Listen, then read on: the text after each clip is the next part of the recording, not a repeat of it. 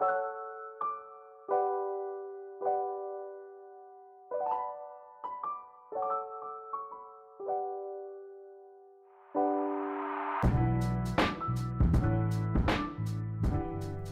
I'm Victoria. I'm Grace. And we're Colors of Cannabis. I feel like we get better at that all the time. Yeah, it's a hit or miss. It is. Speaking of hit, guys, take a hit, roll up your joints, grab a bong. I know Victoria's getting ours ready because today, we just want to talk about some different misconceived marijuana facts and just different things in the industry that I think people kind of get incorrectly from time to time. Well, we realized a lot of our friends and family are novices, and they have some pretty silly misconceptions. Yes. In fact, can I start? Yeah. My mom. I'm sorry, Mom. I feel like I've been saying sorry more and more as the episodes go on. But my mom, so there was this commercial. I'll back it up a little. There was a commercial that was done. It was a spoof commercial. And it was basically if marijuana could produce, commercial ads on TV. And so it was this older guy and he's happy. And it starts out, he's sad and stuff because he's taking different opioids and it's making him constipated and he can't sleep for real. And he has to take other pills to offset that. And it's just a whole hoopla. Right. And then he discovers weed. And for real, that's how the commercial goes. So I show this to my mom. My mom watches it.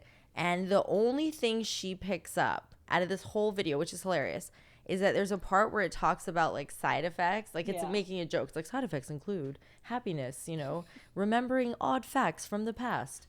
And then it says that one of the cool benefits is that you can't overdose and that you can't die. And my mom actually, so the whole thing's over and my mom says, wait, I don't understand. What do you mean you cannot overdose?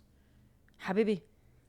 And I'm making a motion, like if you consume a lot, she basically like announces to me, like there's got to be a way, like there's no way you couldn't overdose. And I explained to her that you really couldn't. So I started like looking into that and I found a really interesting answer. I'm not saying she's right and I'm actually not right. It's sort of a weird compromise. You can sort of overdose, but not overdose in the way we traditionally think about it with like opioids or other like harder, like actual drugs. But what can happen is, let's say, and this is what I read, let's say a person consumes 1,000 milligram edible and actually dosed out 1,000 milligram edible. That person is going to now experience side effects that are going to be what would be overdosing for marijuana. It's never going to result in death. It's never going to. So this brings us to one of my facts. Oh. Myth. You can't overdose on weed. Did I get it wrong? You can, but it won't kill you. So. Did we? We are sometimes so weirdly in sync. We didn't share what we were going to do. And we found, I'm looking at it, this same article. Wait. Come forward. We didn't plan this.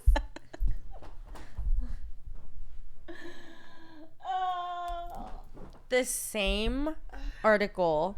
And the funny thing is we each chose two. I'm very curious to hear what your second one is. Right. But that was the first one. So go ahead. Do you want to talk about it a little more? So when I thought about this, signs of a cannabis overdose apparently include anxiety, paranoia, dizziness. I actually do get dizzy when I smoke too much. Yeah. I definitely do get dizzy when I smoke too much. And I'll get like a headache and I definitely won't want to smoke anymore. I'll be like, no, I'm done. I'm done with weed for as long as I can be done with weed until I want to smoke again. Oh, this was funny. Unresponsiveness to cues such as a person calling their name or touching them. That's definitely happened to me where I'm just like, oh. If you guys actually watch or listen to all of these podcasts, on one of them I told a story about the first time I got really high and I smoked out of the ghetto blaster and it was in the snake runs behind the foothills in my really posh little like neighborhood, actually. Right. I was trying to sound like gangster or something. No, it was like a really cute. Anywho, but I experienced a lot of these. Yeah. I had anxiety, paranoia, I was dizzy, loss of coordination, which can lead to severe injuries. Yeah. I mean, maybe. Yeah, I mean, maybe on that day. Extreme on cases. that day. But it's so curious that you chose that one too. Can I ask, is that something you feel like people say often? Like that you can't overdose on weed. And I'm like, that's like, I feel like it's bullshit because as someone who smokes every day, multiple times, I smoke ways. at least an eighth a day. In fact, can I do something? Yeah. I don't even remember what episode it was now, but on a different episode, I told you I had a surprise and we ran out of time. And it's time sensitive. Oh, wow. So I bet you probably had this before, but I haven't had this on the legal market yet. And I'll let you choose which one you have. Okay. But a while back, I went to a beach cleanup that Inspired by Cannabis does. Okay. Really, really fun. It was in San Diego. And this company actually gave us these. You can pick whichever flavor you want. It's Cannabis Infused chewing gum. So there's a watermelon, and then which flavor did you choose? The lemon, because I love lemon. Nice. I might just want to try one of those lemon, and you can try one of these too. That's the one she really wanted now. Oh, no. I didn't have a preference. I'm just kidding. Neither is like on my high list, huh? Neither is on like my highest list of like favorite flavors. I think lime or like, I don't know. But I was just so excited when I saw this. Cannabis infused chewing gum. Like what? And it's 100 milligrams total. So each piece. Work out. Cool. Well, it takes a while. So chew it now. It takes 20 minutes. And then there's a whole way you got to do it. This is so cool.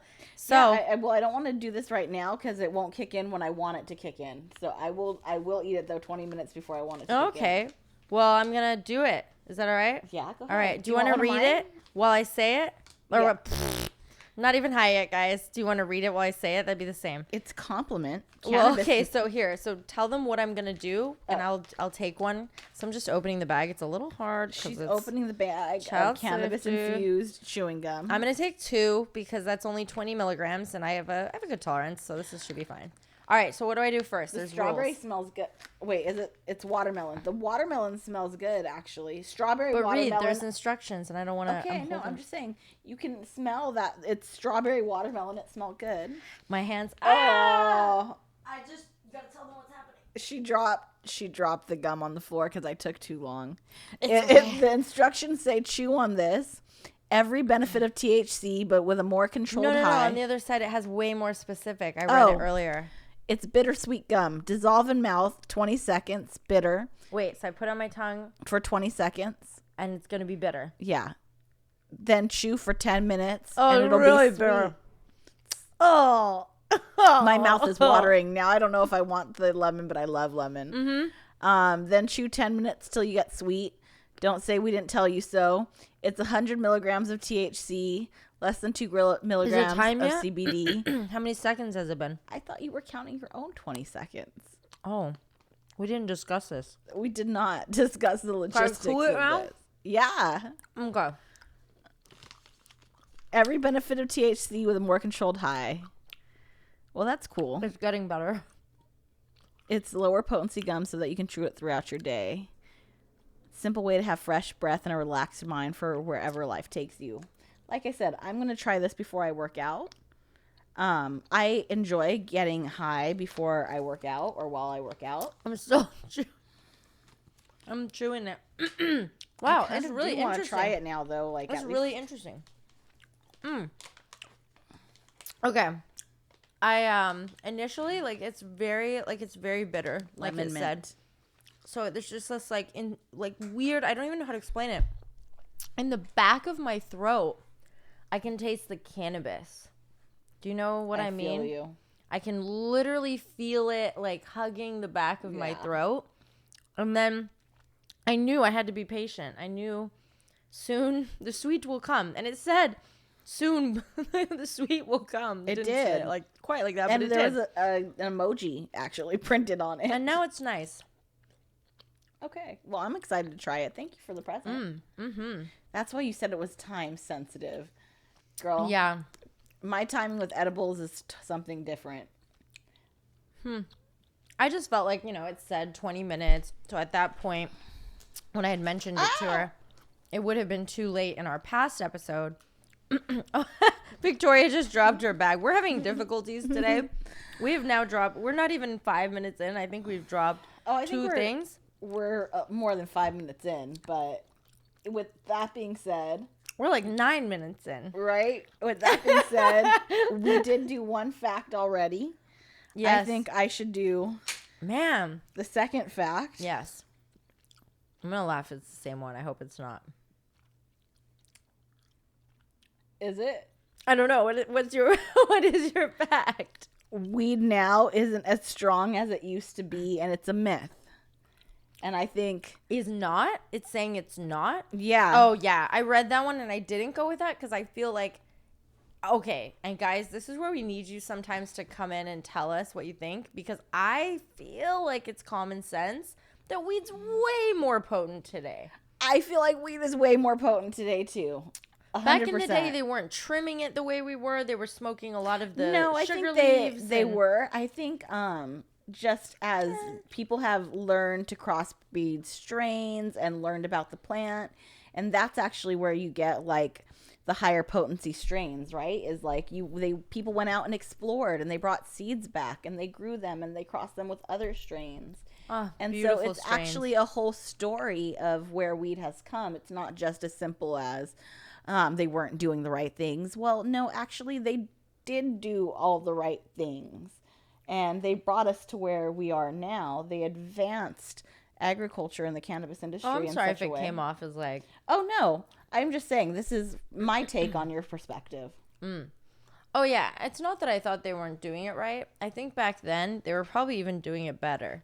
In that it was all just God's grown. Yeah. God's given. Or, God for lack of a better term. But y'all get what I'm saying. Yeah. Yeah, I agree. But it was from Mother Earth. I thought that was a myth that is like so not true. Like, nah, weed's better than it used to be. 100% better than it used to be. Can I tell you something funny? Yeah. I had a moment where I forgot why I was chewing this gum. And I thought to myself, how rude that I'm chewing gum on camera. Right. And I was about to spit it out. And then I realized, no, you can't spit this out. It's cannabis infused gum. And the whole point is you chew it for like 20 minutes. Agreed. So I chew on. So the myth I wanted to dispel was that Dare helps kids stay away from weed.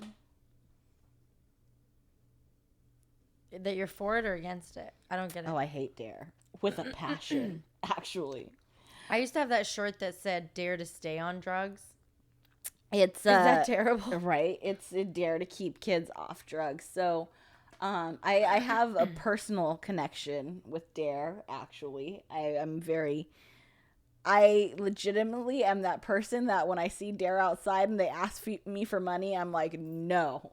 And like, they'll be like, why? And I'll be like, oh, let me tell you why. So I am a product of Dare, 100%. I did Dare in every year of school I can possibly remember. Wait, when you say did Dare, what do you mean? Like, it was a whole week of an officer coming to your school, and like the best day is when they would bring the dogs, right? And like the dogs would be like the dogs. Yes, the canine, the drug sniffing dogs. Oh my god. Yeah. I'd be so scared, like checking my purse. Nah, because it made every kid want to be like, I want to be a cop that trains dogs. And like, not every kid. So many things. Okay, right, not every kid, but a lot of kids. It put these ideas into their heads of what looking like a cop is like, and we now know all the issues we have.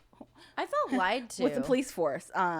Okay, 100% lied to now, but at that moment in time, when you do have parents telling you that, you know, you listen to law enforcement, they're right, and they're coming to your school and they're really hardcore preaching all of these things. Like, I remember Dare coloring pages that we would do and have to turn in. Right? Always the dog. I'm telling you, always the dog. Oh God, because this is how you dogs. This is how you speak to children, right? This is how you brainwash children. Is you get on their level, to spit it out, and you make all these fun activities to where every day of the week, you're looking forward to the next dare activity, right? Because it's time out of class. First of all, doing something different. I wasn't doing that. The dare activities were fun to me. Okay. I'd rather be doing the dare activities than doing my regular classwork. Damn, like, I didn't have that many dare activities.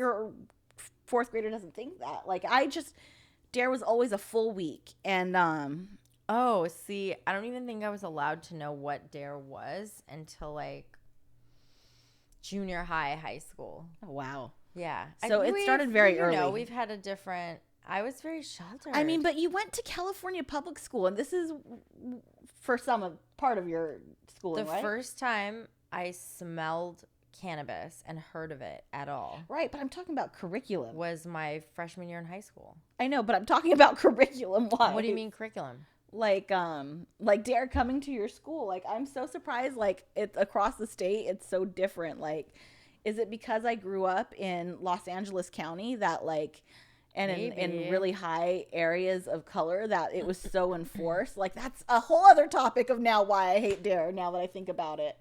You actually bring up such a great point, because at first I thought, wow, was I deprived of the dare experience, clearly?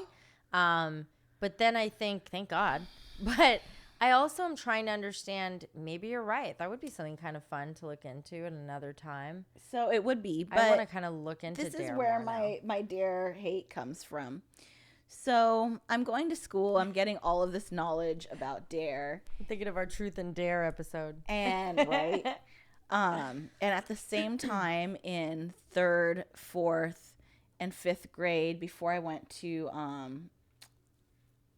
a private school, I got a little older, and I started really opening up my mind because I got more educated. I had a mom who was smoking weed, and everything in my mind was like, this woman's a drug addict. My single mother who works 2 jobs is a drug addict.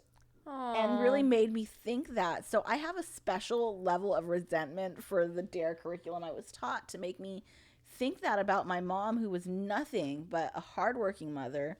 She used to work at Bullock's, which was... What's Bullock's? Bullock's was the department store before it was Macy's. Oh, and wow. So, like, she would go to this, like, That's really Bullock's. high-level accounting job during the day, and that was, like, her main job. And then at night, she would go cashier at Bullock's.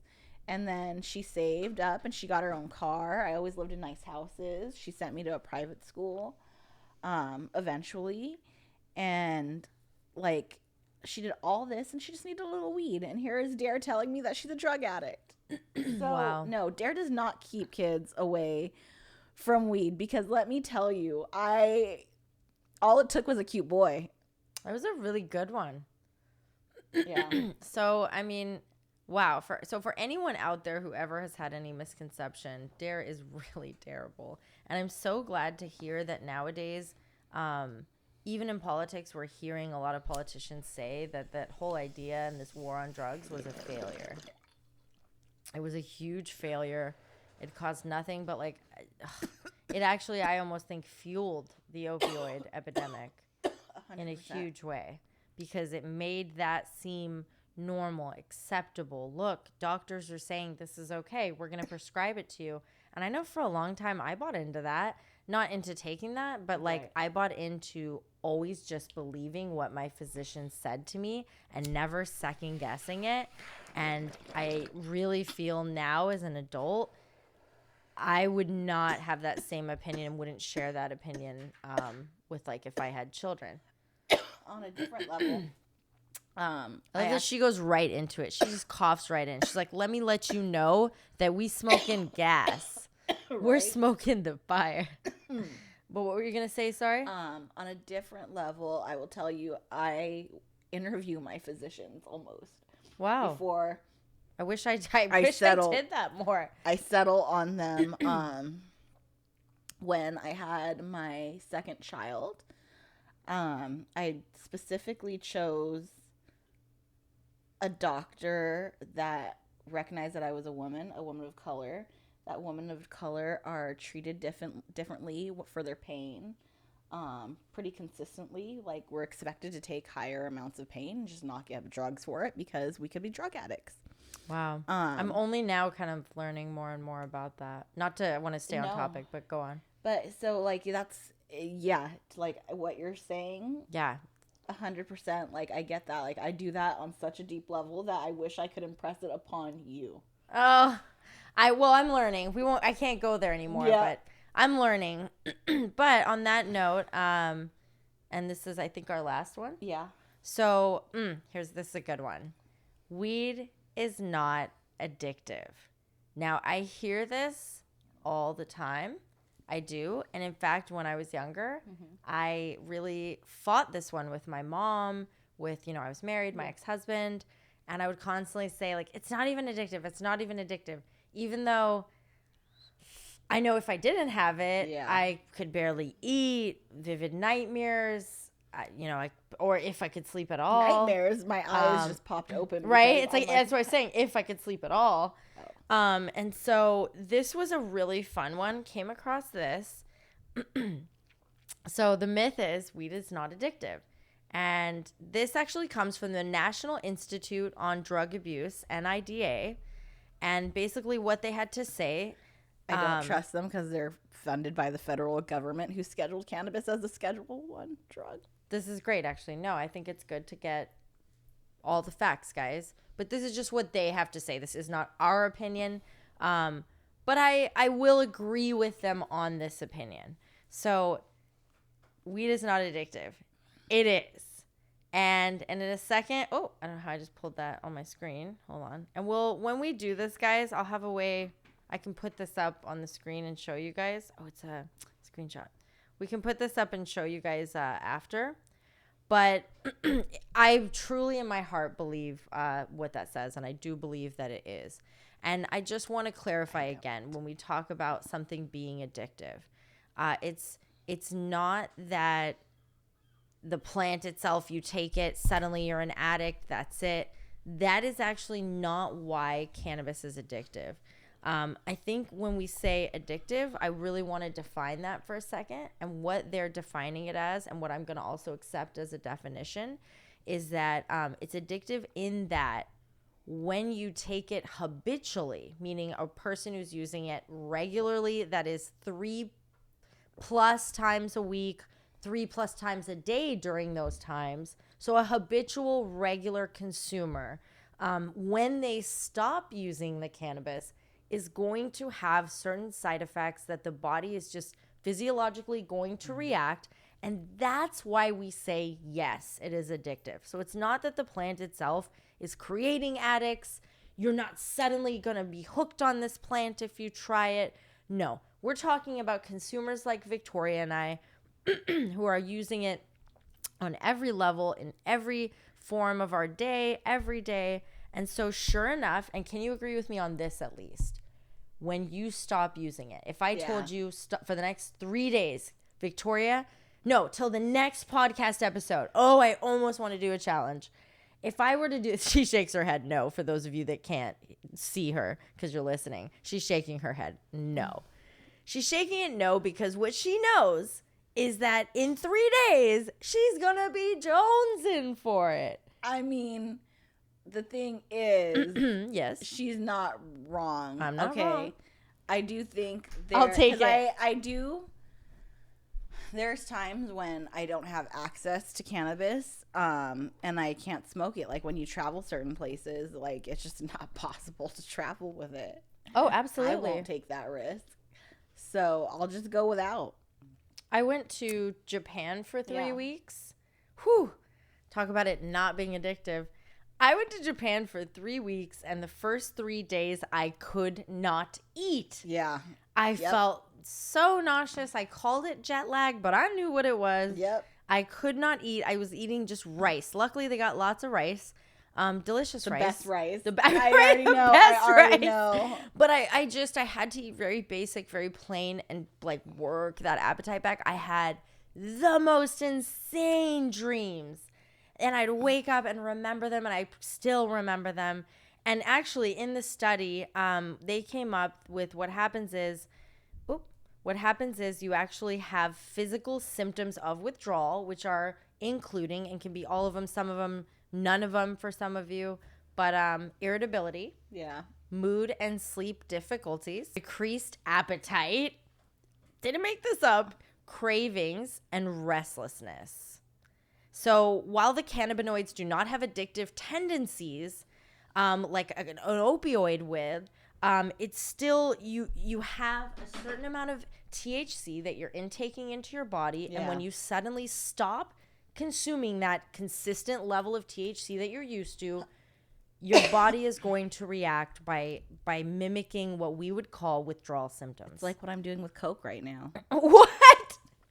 Coca-Cola? As you know, I'm a Coca-Cola addict. Oh my gosh, for just for split second of a second, I kind of thought you were just making a weird cocaine joke. It was a cocaine joke. But then you weren't what? Oh, I'm just, forget it. I'm done. Guys. Oh, Grace. I've never done Coke. No. There it is. I outed myself. I was drinking like at least 3 cans of Coke a day, every day. And stopped 11 days ago. Hot damn. Yeah, it was serious withdrawals. I was mean. Do you know a huge part of that's the sugar? I know. I know for me, like if I don't have sugar in a day, by the end of the night, the stuff that I crave is outrageous. Day 11, I'm feeling good now, but I'm clapping. That's amazing. But thank you for, this is such a good conversation tonight. Yeah, it was. So, guys, we debunked a couple myths. You don't have to agree with us. These are just our opinions. We did get some facts that we did talk about today, and we'll be sure to cite that at the bottom. But, yeah, just let us know your opinions at the bottom. And in the interim, have a fucking awesome day. Stay elevated.